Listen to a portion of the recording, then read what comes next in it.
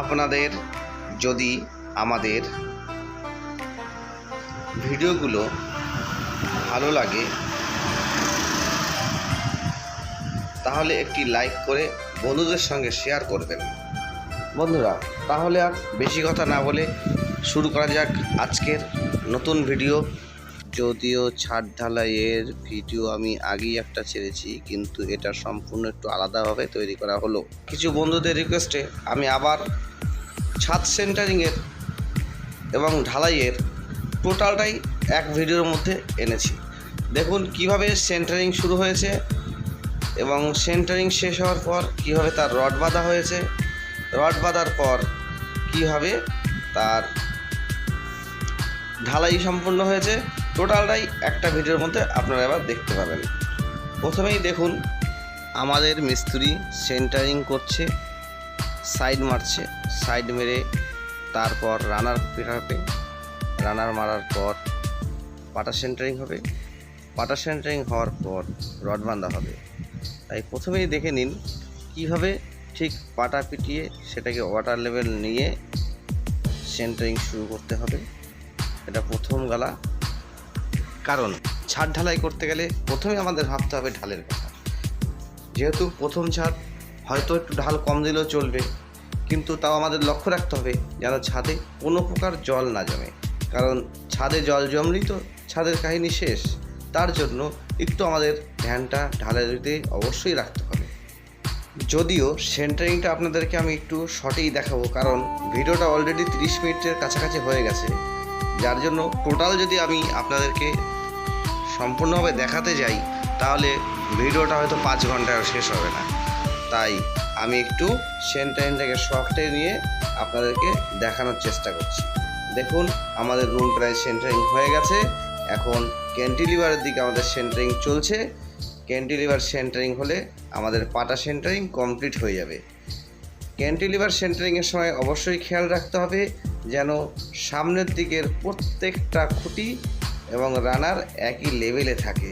কারণ যেহেতু সামনের দিকে এটা ঝুলছে, সেক্ষেত্রে আমাদেরকে খেয়াল রাখতে হবে যেন কোনো প্রকার আপ ডাউন না হয়, তাহলে কাজ দেখতে যথেষ্ট খারাপ লাগবে। এবার দেখুন আমাদের সেন্টারিং প্রায় শেষ। ছাদের মালগুলো সব নামানো হবে, নামানো অলরেডি হয়েও গেছে। এবার আমরা রডের কাজ চালু করে দিয়েছি। রড, বিমের রড কাটা হচ্ছে, সোজা করা হচ্ছে। এরপরে ধীরে সুস্থে কাটা হবে। কাটা হওয়ার পরে রডগুলো ছাদে তুলে বিম বাঁধা হবে। টোটালটাই আপনাদের দেখাবো, যদিও আমি আগে বলে দিচ্ছি এই কারণেই। নেক্সট আপনারা দেখতে থাকবেন। অলরেডি রড সোজা করা হয়ে গেছে, এখন আমরা বিম বাঁধছি। সামনেটা আমরা হর্নস করেছি, কারণ হর্নস করলে লোড ক্যাপাসিটিটা যথেষ্ট বেশি হয়। এটা আমাদের কথা না, এটা ইঞ্জিনিয়ারদের কথা। সামনেটা হর্নস করা আছে 3 ইঞ্চি।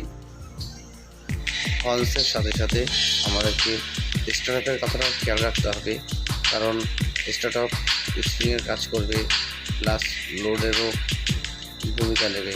তার জন্য অবশ্যই স্টার্টারটা আমাদের সঙ্গে রাখতে হবে। এবার আপনারা দেখতে পারবেন ছাদের বটম জালি ঠিক কীভাবে বাঁধা হয়। বটম জালির বাঁধ চলছে, বটম জালির বাঁধ চলছে। বটম জালি অলরেডি আমরা 5 সেন্টার, অর্থাৎ আমরা এখন 10x10 সেন্টার রেখেছি।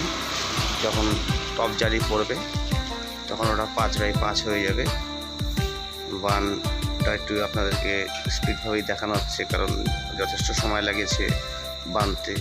তাই একটু স্পিড হয়ে না দেখালে ভিডিওটা অনেক বড় হয়ে যাবে। তাই আর বেশি বাধা দেখালাম না, এখন চলে আসলাম ডাইরেক্ট ঢালাইতে। এবার দেখুন ঢালাই অলরেডি আমরা শুরু করে দিয়েছি, ঢালাই চলছে। আমরা এখন প্রথমেই ট্রিপগুলো করব, কারণ যে কোনো ঢালাই করতে গেলে আগে ট্রিপ অবশ্যই প্রয়োজন।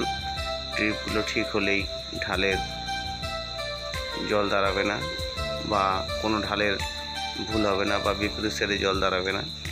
কারণ ট্রিপ হচ্ছে মেন। তাই আমরা প্রথমেই বিমগুলো ঢেলে নিয়েছি, ঢেলে নিয়ে ট্রিপগুলোকে এখন করছি। অবশ্য দেখতে পাচ্ছেন এখন অলরেডি ভাইব্রেটার চলছে, এই কারণটাই আপনাদেরকে বলবো। কারণ বটমে যে মশলা পড়ে হয় বা ফেলানো হয় বা দেওয়া হয়, সেই মশলা দিয়ে অবশ্যই ভাইব্রেটার মারতে হয়। ভাইব্রেটার মারলে মশলাটা ভালো মিলে যায়।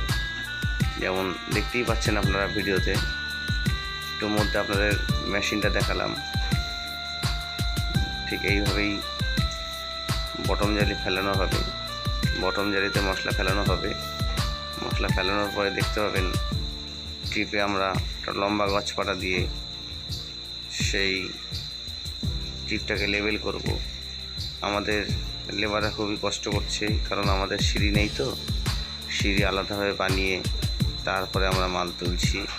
কারণ সিঁড়ি করা হয়নি এই কারণে, এটা এখনও একটা কারখানায় কাজ, যদিও এটার সাইডে এখন টিনের সেট হবে।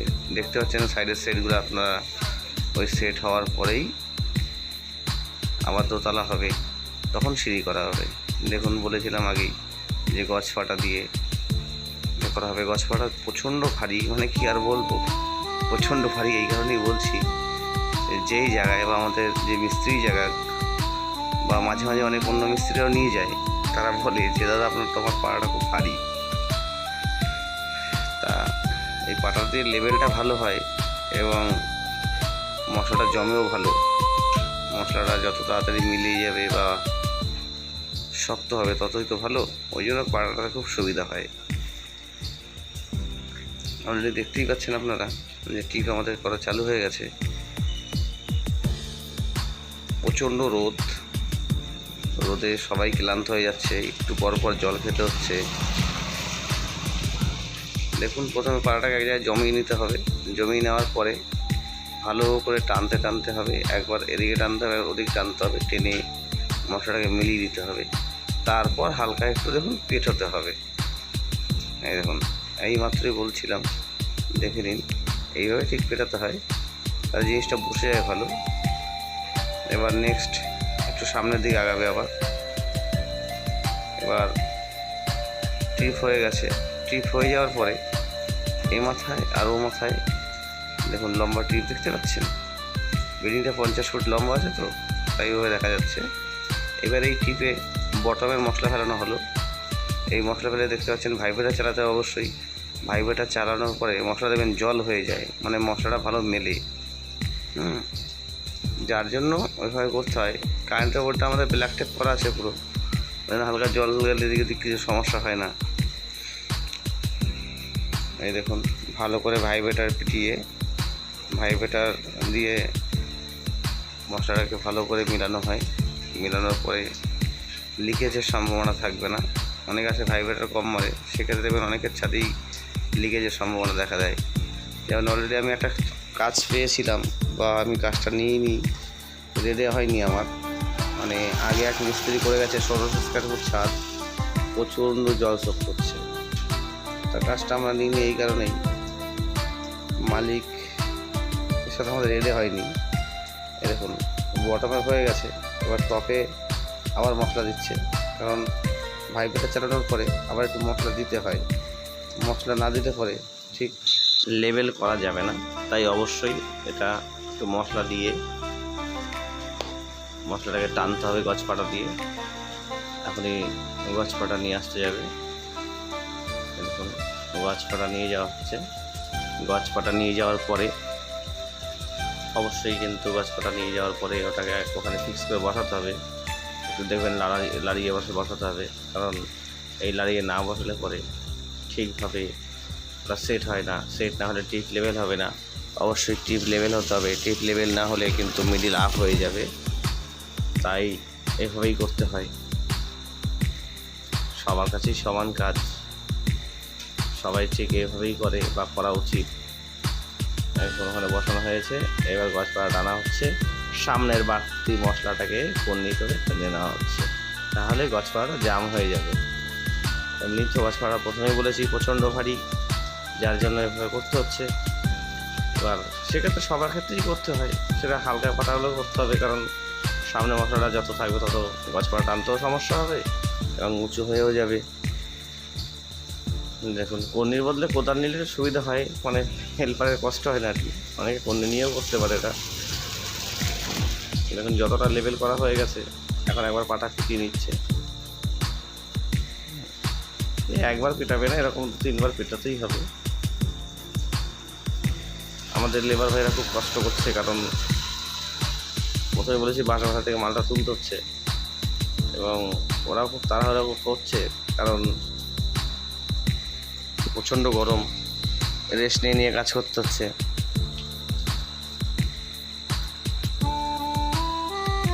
দেখতে পাচ্ছেন, যদিও ভিডিওটা স্পিড করা আছে, কারণ স্পিড না করলে তো আমরা অল্প সময়ের মধ্যে ভিডিওটাকে আনতে পারবো না। যাই হোক, আমাদের কাজগুলোও দেখুন, আমাদের ভিডিওগুলোকে দেখবেন। আপনাদের কাছে সত্য আমার একটাই রিকোয়েস্ট, একটু লাইক করবেন, শেয়ার করবেন এবং আমার চ্যানেলটিকে সাবস্ক্রাইব করবেন। কারণ এগুলোতে হয়তো জানি হয়তো আপনাদের কোনো ক্ষতি হবে না, দিলেও ক্ষতি নেই বা না দিলেও আপনাদের ক্ষতি নেই, কিন্তু না দিলে আমার প্রচণ্ড ক্ষতি। কারণ আপনাদের একটা লাইক বা আপনারা যে আমাদের ভিডিওগুলো দেখছেন, এতে আপনারা জানেন যে আমাদের চ্যানেল গ্রোথ হবে, যার জন্যই বলা আর কি। কিন্তু সাবস্ক্রাইব যারা না করেছেন তারা অবশ্যই করে দেবেন, আর যারা করেছেন তাদেরকে অসংখ্য ধন্যবাদ। আমাদের ভিডিওগুলো দেখতে থাকুন। হয়তো ভিডিওগুলো জানি না কেমন হয়, কিন্তু আমি তো চেষ্টা করি ঠিক ভালো করার।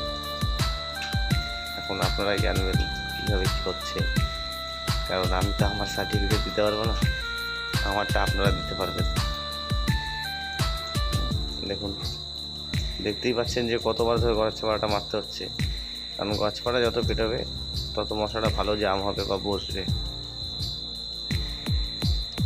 তারপরে যা প্রচণ্ড গরম, যখন তখন বৃষ্টি আসতে পারে, তার জন্য একটু তাড়াহুড়া করছে। কারণ প্ল্যান্টে তো এখানে তার তিরপল ঢাকা দেওয়া যাবে না, তিরপল ঢাকা দিলে বৃষ্টি হলে কিছুই হয় না, ওসব বেকার, হয়তো মশলাটা কেটে নেমে যায় না। কিন্তু যতটা পারা যায় সবাই তাড়াহুড়া করেই করছে। এমনি তো ভিডিওটা স্পিড করে দেওয়া আছে, এটা ফিনিশিং লাস্ট, আর যাবে না, কারণ আর না দিলেই হবে, এটা লেভেল হয়ে গেছে। বলছিলাম প্রথমেই গরম প্রচণ্ড জলপথের জন্য। সামনে বটন দেওয়া হয়েছে, বটন মশলা ফের আবার দেওয়া হয়েছে, এবার টপ চাপানো হচ্ছে।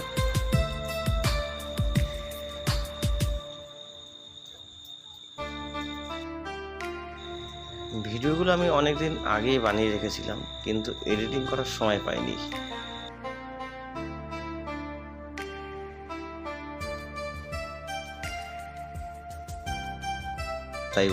তাই ভিডিও অন্য দিতে পারছি না, তার জন্য আমি ধীরে সুস্থে ভাবলাম ভিডিওগুলো বানাই।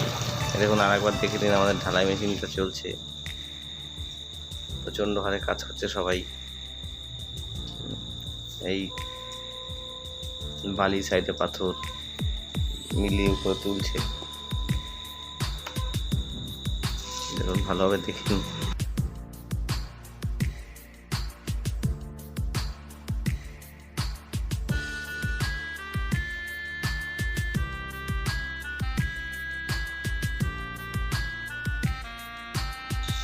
তার জন্য একটু বানাতে বসলাম, যদিও হচ্ছে, কালকে থেকে কাজ আবার শুরু হবে, তখন হয়তো ভিডিও আপনাদের আপডেট দেবো, নতুন ভিডিও। এটা আজকে হয়তো আপলোড আমি নাও করতে পারি, কালকেও করতে পারি, দেখি যদি আজকে হয় তাহলে আজকেও করে দিতে পারি আপলোড। কতটা কি বানাতে পারবো বলতে পারছি না।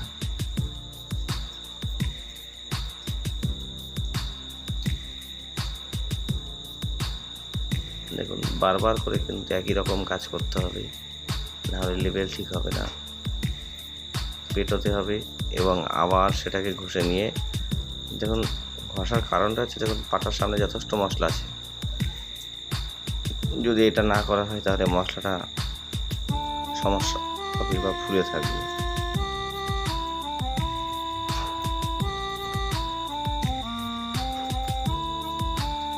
এরপরে নেক্সট ভিডিও আপনাদের দেবো আমি আবার, যদিও রিলসের মধ্যে দেবো ওগুলো, কীভাবে টাইপিং করবেন। যদি একটা টাইপিং কীভাবে করবেন একটা সঠিক ভিডিও আমার দেওয়া উচিত, কারণ এর আগে এক ভাই বলেছিল একটা ভিডিও দেওয়ার কথা টাইপিংয়ের, তা ভাবছি ওটাই দেবো। মেশিনটা আপনাদের বারবার দেখানো হচ্ছে যে কত নিচে মশলা বানিয়ে মোটামুটি 15 ফুট হাইটে বাঁশ ভাড়া ছাদ করা, সেখানে মাল তুলতে হচ্ছে। দেখুন চারদিকে প্ল্যান্টের মাঝে কাজ হচ্ছে।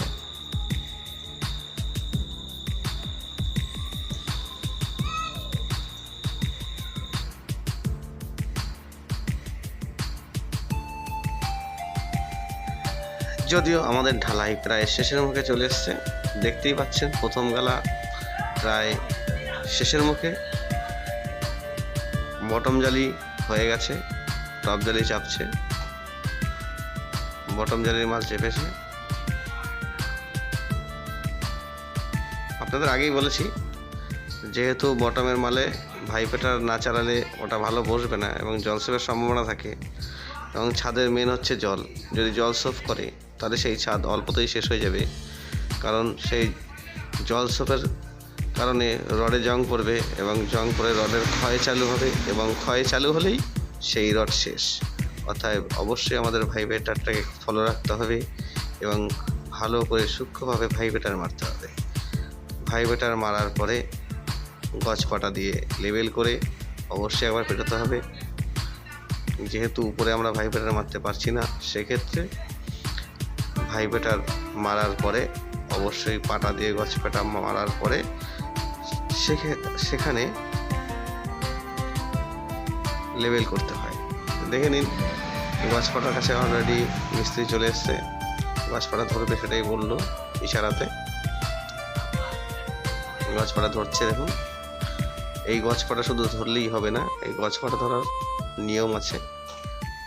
যে কোনো আনাড়ি লোক গজপাটা মারতে পারবে না। দেখুন একজন টানবে একজন ঠেলবে, এইভাবেই গজপাটা মারতে হয় এবং সেটা হাতের উপরে ধরে নিতে হয়, কারণ বেশি নিচে চাপলে পরে মশলা কেটে যেতে পারে। আপনারা যারা মিস্ত্রি কাজ করেন তারা অবশ্যই এগুলো জানেন, যেহেতু আমি ভিডিও বানাচ্ছি তাই আমাকে এগুলো বলতে হবে।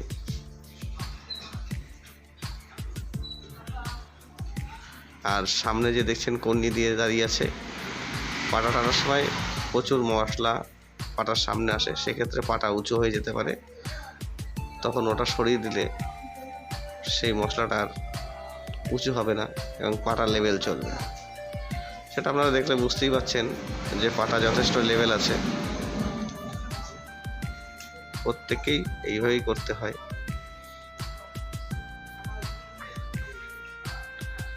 আর আমাদের লেবার ভাইরা দেখতেই পাচ্ছেন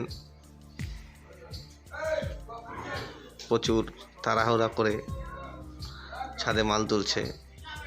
যদিও আগে এক দাদার একটা ভিডিওতে দেখেছিলাম যে একটা লেবার বলছে, লেবার বলবেন না হাফ মিস্ত্রি বলবে। যাই হোক, আমি লেবার বলে ফেললাম, কারণ সেটা লেবার বললে যে খারাপ হয় তা তো না, সেটা যদি শেষ কৌতুকের জন্য করেছে। এখানে লেবার বললে আশা করি অসুবিধা হবে না, কারণ সেটাও একটা কাজ। ওই দাদা তো একটু হাস্য কৌতুকের জন্য করেছে যে আমাকে লেবার বলবে না, হাফ মিস্ত্রি বলো। আমাদের মেন গালা প্রায় শেষের মুখে, দেখতেই পাচ্ছেন। ঠিক এইভাবে পাটা পেটাতে হবে, এইভাবে পাটাটা পেটালে পরে মশলাটা ভালো জমাট বাঁধে এবং সূক্ষ্মভাবে কাজটা সম্পূর্ণ হয়। আমাদের এই পাটাটা অত্যাধিক ভারী, যার জন্য মিস্ত্রি ভাইরা অল্প সময়ের মধ্যেই একটু বেশি পরিমাণে হাঁপিয়ে পড়ে, কারণ এত ভারী পাটা টানতে এবং পেটোতে একটু কষ্ট হয়। এরপরে আপনাদেরকে দেখাবো আমাদের ক্যান্টিলিভার সাইডের গালাটা। দেখুন অলরেডি আমরা বটমের মাল ফেলছি এবং ভাইব্রেটার চলছে। ভাইব্রেটার চলার পরে অবশ্যই আবার পাটার মাল ফেলা হবে। এটা টিপ করার জন্য ভাইব্রেটার টিপ করার জন্য মশলাটা ফেলানো হচ্ছে। দেখুন কারেন্টের বোর্ডটা একটু হাতে নেওয়া হয়েছে, কারণ যেহেতু তার প্রচুর পরিমাণে লম্বা, তাই যদি বাই চান্স কোথাও টান লেগে কেটে যায় বা লিকেজ হয়, সেক্ষেত্রে ছাদের কারেন্ট হয়ে যাওয়ার সম্ভাবনা থাকে। তাই এদিকেও আমাদের একটু খেয়াল রাখতে হবে। মোট কথা, একটি কাজ করতে গেলে তার চতুর্দিকে যদি খেয়াল রাখা না হয়, সেক্ষেত্রে ক্ষতির সম্ভাবনা মালিক ও মিস্ত্রির পক্ষের দুজনেরই বেশি হওয়া উচিত। তাই অবশ্যই সমস্ত দিকে সঠিকভাবে খেয়াল রেখে তারপরে আমাদের এগোতে হবে, না হলে হয়তো ক্ষতির সম্ভাবনায় আমরাই পড়ব। তারপরে যেখানে এতগুলি লোকের প্রাণের ব্যাপার, তাই অবশ্যই সেফটি আমাদের মাস্ট নিতেই হবে। সেক্ষেত্রে সবার জন্যই একই নিয়ম প্রযোজ্য, তাই সবার সেফটি সবার দরকার। কাজের আগে সেফটি অবশ্যই কিন্তু সবাইকে মূল্যায়ন করা দরকার, আর সেই মূল্যায়ন করেই আমরা চলেছি। দেখুন বটম জালির মাল পড়ে যাওয়ার পরে এবার ছোটো ছোটো টিপ করা হবে, তারপর লম্বা টানা টিপ হবে। এই টিপটি হলে পরে আমাদের ঢাল সঠিক পেছন দিকে হবে, তো তাই সঠিকভাবেই হবে। তার জন্যই দ্বিতীয় ঢালের পরে এই তৃতীয় ঢাল আমরা দ্বিতীয় স্টেপের পরে তৃতীয় স্টেপ টিপ করছি, এতে আমাদের ঢালটা সঠিক হবে। দেখতেই পাচ্ছেন প্রত্যেক ক্ষেত্রে একই রকমভাবে টিপ করা হচ্ছে, এক্ষেত্রে আমাদের ঢালটা সঠিক অনুপাতে হবে। এবং আমরা যে মশলা করেছি, এই মশলার ভাগটা হচ্ছে আমাদের কাজের ভাষায় 3-2-1 বলা হয়। যেমন 3টে পাথর, 2টো বালি, 1টা সিমেন্ট। এবার আপনি বলতে পারেন 3টে পাথর, 2টো বালি, 1টা সিমেন্ট, তার মানে কি? তার মানে হচ্ছে 3 কড়াই পাথর, 2 কড়াই বালি, 1 কড়াই সিমেন্ট। এই অনুপাতে দিলে মশলার ভাগটা সঠিক পরিমাণে হবে এবং সিমেন্টের কোনো ঘাটতি হবে না। এবং সিমেন্টের ঘাটতি হলে পরেই জল সোপের একটা ব্যাপার থাকে। আর এক্ষেত্রে আমাদের ভাগটা সঠিক হলে, এই ভাগটা যদি আমরা নিজেরা বলি না, এটা ইঞ্জিনিয়াররাই বলে, এবং এই ভাগটি থাকলে পরে সম্ভাবনা হয় না সোপের। দেখুন কত সুন্দর তেল তেলে হয়ে যাচ্ছে, সিমেন্টের পরে ভেসে ওঠে। যদি আপনি বালির ভাগ বাড়ান এবং সিমেন্টের ভাগ কমান, সেক্ষেত্রে জলের সোপের তো সম্ভাবনা থাকেই, প্লাস আপনার সেটাকে উপরে বালি বালি ভেসে আসবে, তাতে মালিক পক্ষের প্রচুর পরিমাণে ক্ষতি হয়। যেহেতু আমরা একটা কাজ ধরেছি বা করছি, সেক্ষেত্রে আমাদের এবং মালিক পক্ষের দুজনেরই যাতে ক্ষতি না হয় সেদিকে খেয়াল রাখতে হবে। খেয়াল রাখাটা অত্যন্তই দরকার। ভিডিও শেষ প্রায় মুখে, কারণ অলরেডি 24 মিনিট হয়ে গেছে, আর আমার হাতে বাকি আছে 3 মিনিট। তাই আর একটা কথা না বললেই পারছি না। বন্ধুরা, আপনারা আমাকে যথেষ্ট সাহায্য করছেন বা আমার সাথে থাকছেন, এবং আমি চাইব আগামী দিনে আমার প্রত্যেকটা ভিডিওতে আপনারা আমাকে ঠিক এইভাবেই সহযোগিতা করুন। আপনাদের সহযোগিতা ছাড়া আমার হয়তো আপনাদের সামনে আসা সম্ভবই হবে না, বা হয়তো আমি এরকম ভিডিও বানাতেই পারবো না। এই ভিডিও আমি আগেও বলেছি যে আমি আগে একটা ভিডিও দিয়েছিলাম, কিন্তু আবার সেই ছাদের ভিডিও দিচ্ছি। এই কারণ হচ্ছে আমারই বন্ধুরা বলছে যে আর একটা ভিডিও দাও ছাদের, তাই আমি দিয়েছি। এইবার এই ভিডিওটা তাই আমি প্রথম থেকে শেষ পর্যন্ত দেখালাম। বন্ধুরা, আপনাদের কাছে আমার একটাই বিশেষ অনুরোধ, অবশ্যই যারা আমার চ্যানেলটিকে সাবস্ক্রাইব করেননি তারা অবশ্যই আমার চ্যানেলটিকে সাবস্ক্রাইব করবেন, আর যারা করেছেন তাদেরকে অসংখ্য ধন্যবাদ এবং আমার কোটি কোটি প্রণাম। বন্ধুরা, শুধু সাবস্ক্রাইব করলেও হয় না, সঙ্গে ঘন্টাটি একটু বাজিয়ে দেবেন, তাহলে আমার ছাড়া প্রত্যেকটা ভিডিও সবার আগে আপনাদের কাছেই পৌঁছাবে। যদি আমাদের ভিডিওগুলো ভালো লাগে তাহলে অবশ্যই একটু কমেন্ট করে জানাবেন। যদিও আগে এত কমেন্ট আসতো না, এখন কিছু কমেন্ট আসে। আমি চাই আপনাদের আশীর্বাদে যেন আমি আরও ভালো ভালো ভিডিও বানাতে পারি এবং আপনারা যেন আমার সাথে এইভাবে আরও থেকে যান। দেখুন, জয়েন্ট মারা হচ্ছে। একটু কাজের ক্ষেত্রে যাই, যখন পুরনো জায়গায় জয়েন্ট পড়ে তখন সেই জায়গাটাকে অবশ্যই একটু খতিয়ে নিতে হয় বা একটু ছাড়িয়ে নিতে হয় এবং ঘোলা দিতে হয়, যেটা আমি করছি, আপনারা দেখতেই পাচ্ছেন। এক্ষেত্রে ছাদে লিকেজ সম্ভাবনা থাকবে না। লিকেজ সম্ভাবনা যত কম থাকবে সেটা বুঝতেই পাচ্ছেন, ততই ভালো ছাদের জন্য এবং ছাদের রডের জন্য।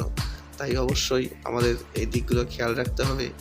যদিও বন্ধুরা টাইম প্রায় শেষের মুখে, তাই আর বেশি কথা না বলে শুধু একটা কথাই বলতে চাই, আপনারা আমার সাথে থাকুন এবং সহযোগিতার হাত বাড়িয়ে দিন এবং অবশ্যই আমার ভিডিওগুলো দেখুন এবং আরও লাইক শেয়ার করুন। অবশ্যই শেয়ার করতে ভুলবেন না। দেখুন, কাজ প্রায় শেষের মুখে, পাটা খোলা হচ্ছে, সাইড পাটা খুলছে এখন, ঢালাই পরের দিনকে। যদিও এটা এখন আমরা জল ঘোলা মারবো, তো তার জন্য নমস্কার।